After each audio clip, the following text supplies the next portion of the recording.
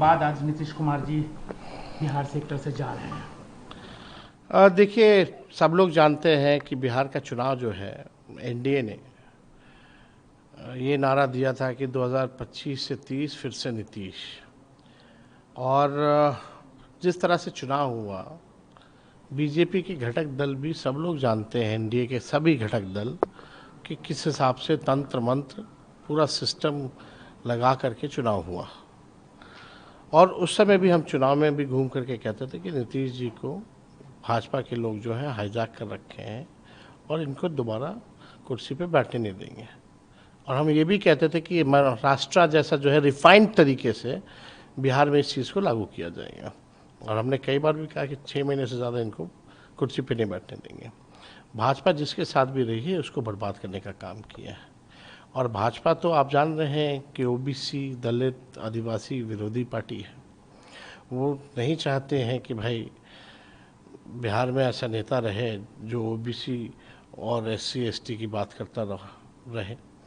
वो लोग तो चाहते हैं कोई ऐसा मुख्यमंत्री हो जो रबर स्टैम्प जो है वो मुख्यमंत्री बने।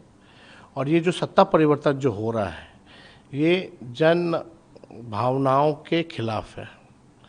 यानी जनता में जो है नाराज़गी है, लोग जो है बीजेपी के असली चाल चरित्र को जान रहे हैं।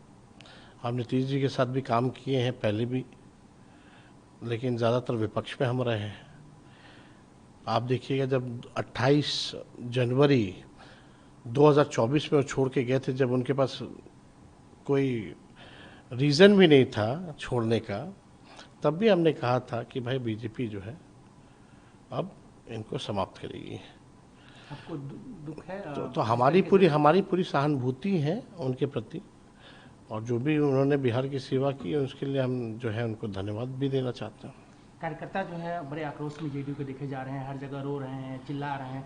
जेडीयू ऑफिस कार्यालय देखिए, हम तो जान रहे थे, जब ये बात कहा था 28 जनवरी 2024 को कि जनता दल यूनाइटेड ख़त्म हो जाएगी, लेकिन 2024 में एनडीए को, खासतौर पे बीजेपी को जो 400 सीट का जो बात करती थी, वो उसके अनुकूल उनका रिजल्ट नहीं आया, इसलिए 1 साल डिले हो गया, वरना पहले ही ख़त्म कर देता।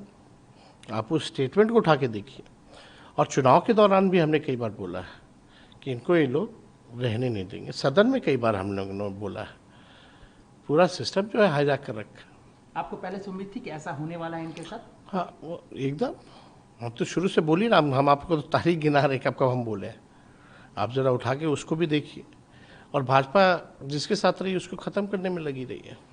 इसका एग्जाम्पल एक है महाराष्ट्र में, अगर देखा जाए तो भी हमने इसलिए कहा था कि महाराष्ट्र में जो हुआ, सिंधे जी को आगे करके फिर जो है भाजपा ने अपना मुख्यमंत्री बनाया, तो उसी को रिफाइंड तरीके से बिहार में इन लोगों ने काम किया। काम वही किया, तरीका अलग। इसमें बीजेपी की या कह सकते हैं कि जेडीयू के ही कई नेताओं के नाम आ रहे हैं जो उनके कार्यकर्ता हैं, चिल्ला रहे हैं, तो क्या आपको क्या लगता है? देखिए, कुछ सब जान रहे हैं, हमारे प्रदेश अध्यक्ष भी कहते हैं कि सारे 3 आदमी हैं वहाँ। अब 3-4 उधर हो, जो लोग भाजपा के सामने मस्तक हो गए हैं, कुछ लोग भाजपा से जो आए हैं, वो तो बर्बाद कर दिए इनको। उनके बेटा को लगता है सर आगे बढ़ाएंगे बीजेपी, और जो भी वो कहा जा रहा है कि निशांत दबाएंगे बिहार?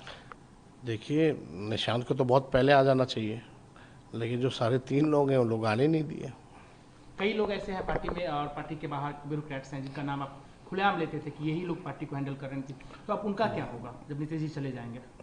अब आप देखिए आगे, अब देखिए क्या लूट मचता है बिहार में, किस हिसाब से भाजपा के लोग जो है बिहार को बर्बाद करेंगे। ऐसे ही अपराध इतना बढ़ा हुआ है जब से बीजेपी के हाथ में गृह मंत्रालय आया। भ्रष्टाचार बढ़ा हुआ है, सीएजी का रिपोर्ट उठा के देख लीजिए, 70,000 करोड़ का कोई हिसाब किताब नहीं है। इस बार जो सीएजी का रिपोर्ट आया उसमें कहीं तालमेल ही नहीं है, कहाँ गया वो पैसा? तो बिहार के लोगों ने बर्बाद कर दिया। अब आगे की लड़ाई आप लड़ने के लिए तैयार है कि नीतीश कुमार को एक समाजवादी? ना, हम लोग एकदम लड़ेंगे भाजपा के खिलाफ। हम लोग हमेशा उसके विचारधारा के खिलाफ रहे हैं और लड़ेंगे, उनको हराएंगे।